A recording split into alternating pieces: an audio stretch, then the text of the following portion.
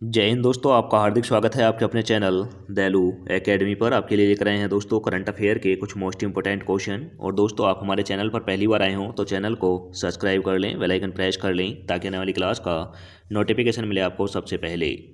और दोस्तों, क्लास अच्छी लगे तो अपने दोस्तों में ज़रूर शेयर करें। और इससे पहले ही क्लास आपने ना देखी हो तो हमारी प्लेलिस्ट से जाकर इससे पहले ही क्लास देख सकते हैं। और दोस्तों, हमारे चैनल पर आपको सुबह 6 बजे डेली करंट अफेयर के टॉप 15 क्वेश्चन मिल जाया करेंगे। तो दोस्तों, हमारे चैनल को सब्सक्राइब कर लें। चलते हैं दोस्तों आज की क्लास के पहले प्रश्न की तरफ। जैसे कि आज की क्लास का पहला प्रश्न है, संयुक्त सैन्य अभ्यास एक्सरसाइज लेमेटिए 2024 के लिए भारतीय सेना किस टुकड़ी कहाँ प्रस्थान कर रही है।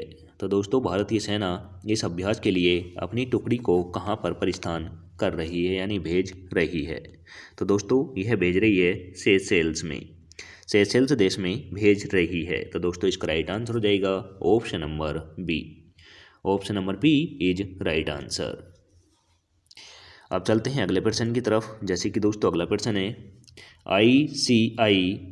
आईसीआई और बीसीसीआई द्वारा आयोजित समावेशी क्रिकेट मैच में पीडब्ल्यूडी श्रेणी में राष्ट्रीय आइकन के रूप में किसे घोषित किया गया है। तो दोस्तों, यह किया गया है राष्ट्रीय आइकन के रूप में घोषित शीतल देवी को किया गया है। तो दोस्तों, इसका राइट आंसर हो जाएगा ऑप्शन नंबर सी, आईसीआई और दोस्तों बीसीसीआई द्वारा समावेशी क्रिकेट में पीडब्ल्यूडी श्रेणी में राष्ट्रीय आइकन के रूप में शीतल देवी को घोषित किया है। तो दोस्तों, इसका राइट आंसर है ऑप्शन नंबर सी। और दोस्तों, यह शीतल देवी दोनों हाथों से विकलांग हैं और इन्होंने एशियन पैरा गेम्स में गोल्ड मेडल हासिल किया था।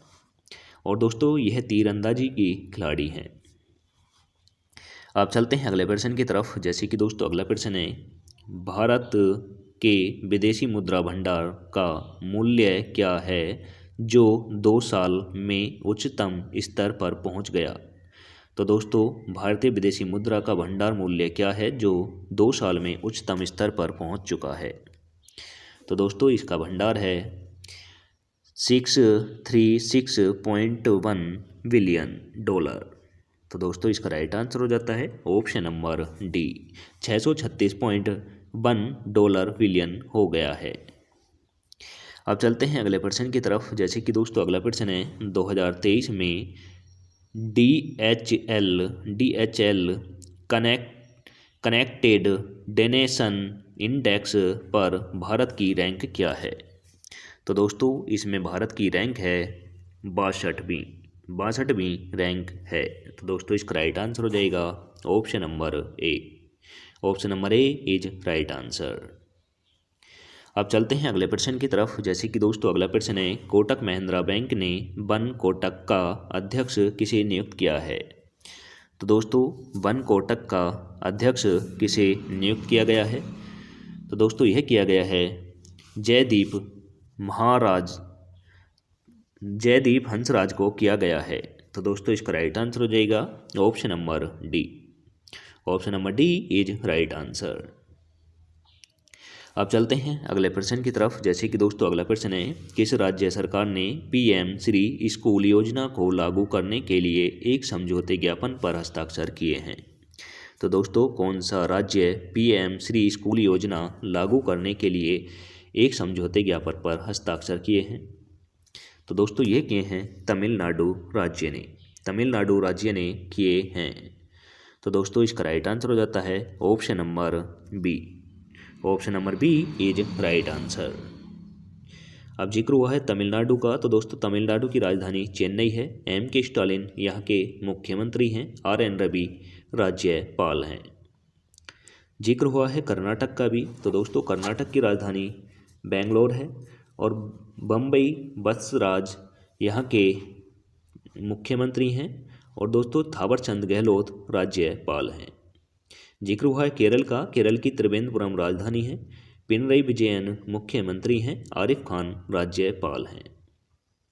जिक्र हुआ है पश्चिमी बंगाल का, पश्चिमी बंगाल की राजधानी कोलकाता है। ममता बनर्जी यहाँ की मुख्यमंत्री हैं। और दोस्तों, ममता बनर्जी टीएमसी जो पार्टी है उसकी अध्यक्ष हैं और इन्होंने ही उसे बनाया था।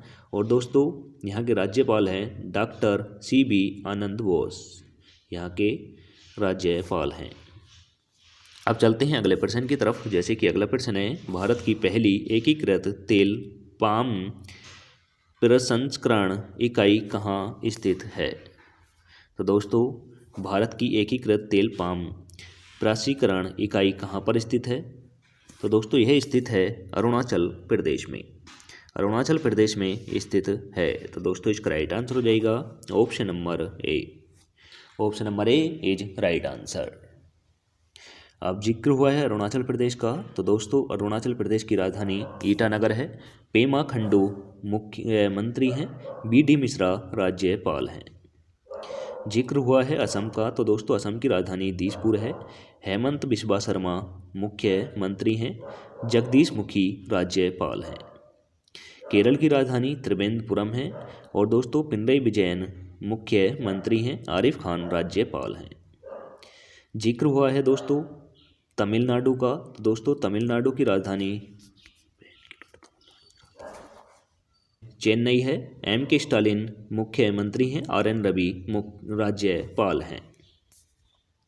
अब चलते हैं अगले प्रश्न की तरफ, जैसे कि अगला प्रश्न है, कौन सा संगठन अक्टूबर में बृहस्पति के चंद्रमा में से एक यूरोप का बोतल में संदेश ले जाने की योजना बना रहा है? तो दोस्तों अक्टूबर महीने में बृहस्पति चंद्रमा पर यानी बृहस्पति ग्रह पर बोतल में संदेश ले जाने की योजना कौन सा संगठन बना रहा है?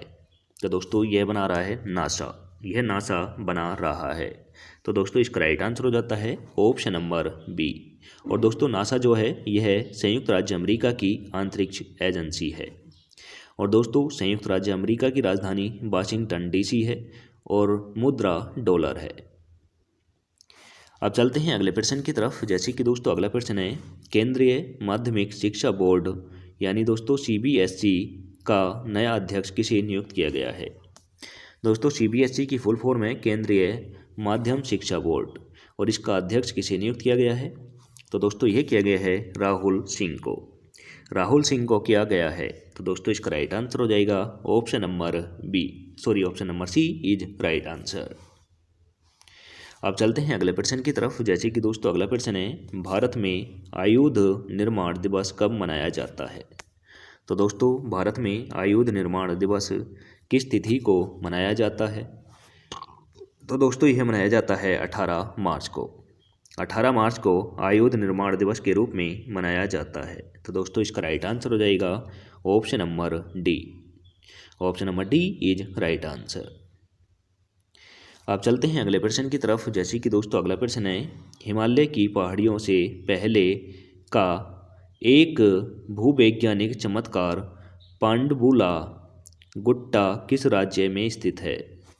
तो दोस्तों भूवैज्ञानिक चमत्कार पांडवुला गुट्टा किस राज्य में स्थित है? तो दोस्तों यह स्थित है तेलंगाना राज्य में, तेलंगाना राज्य में स्थित है। तो दोस्तों इसका राइट आंसर हो जाता है option number C. Option number C is right answer. Telangana राज्य की राजधानी दोस्तों हैदराबाद है। रेवंत रेड्डी यहाँ के मुख्यमंत्री हैं। और दोस्तों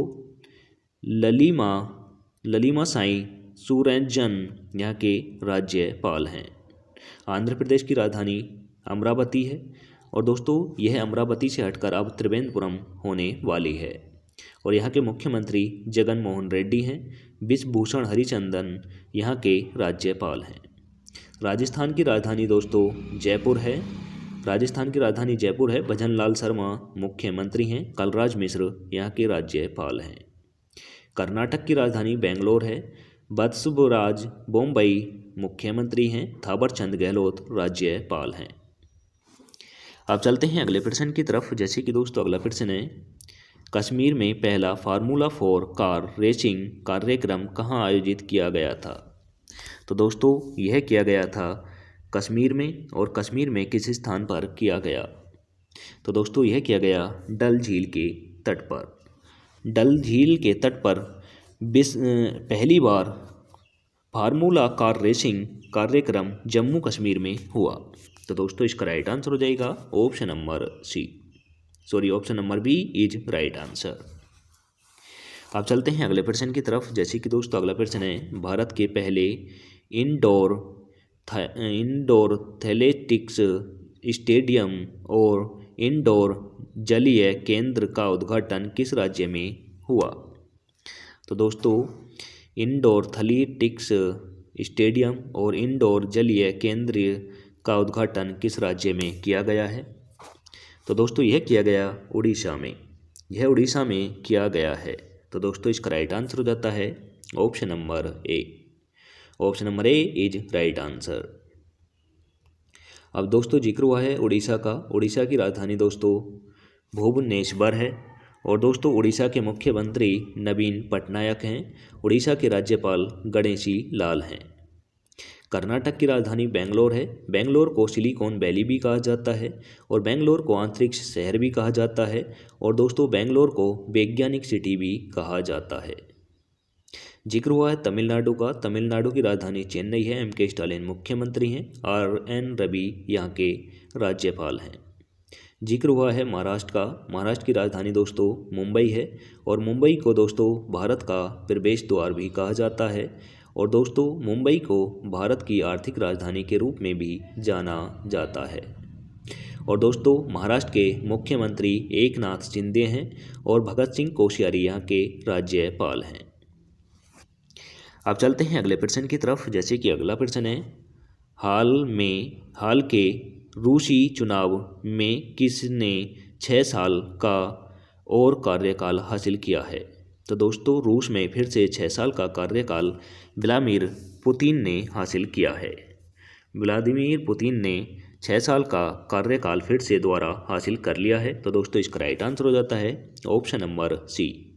और दोस्तों यह 5वीं बार यहाँ के राष्ट्रपति बने हैं, यानी रूस के 5वीं बार व्लादिमीर पुतिन राष्ट्रपति बने हैं और दोस्तों 2 बार यह प्रधानमंत्री रह चुके हैं रूस के, यह भी याद रखें।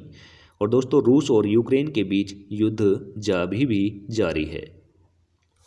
अब चलते हैं और दोस्तों एक चीज़ की जानकारी और दूँ इन्हें।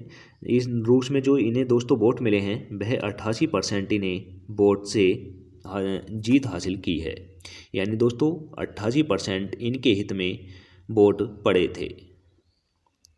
अब चलते हैं अगले प्रश्न की तरफ। जैसे कि दोस्तों अगला प्रश्न है, जम्मू कश्मीर और लद्दाख में बुनियादी ढांचे परियोजना के लिए वित्तीय समाधान प्रदान करने के लिए सैनी इंडिया ने किसके साथ एक समझौते ज्ञापन पर हस्ताक्षर किए हैं? तो दोस्तों यह किए हैं जम्मू एवं कश्मीर बैंक के साथ, जम्मू एवं कश्मीर बैंक के साथ किए हैं। तो दोस्तों इसका राइट आंसर हो जाता है ऑप्शन नंबर ए। अब दोस्तों यहाँ पर जम्मू कश्मीर और लद्दाख का जिक्र हुआ है। तो दोस्तों जम्मू कश्मीर की राजधानी श्रीनगर है, लद्दाख की दोस्तों लेह है, याद रखना।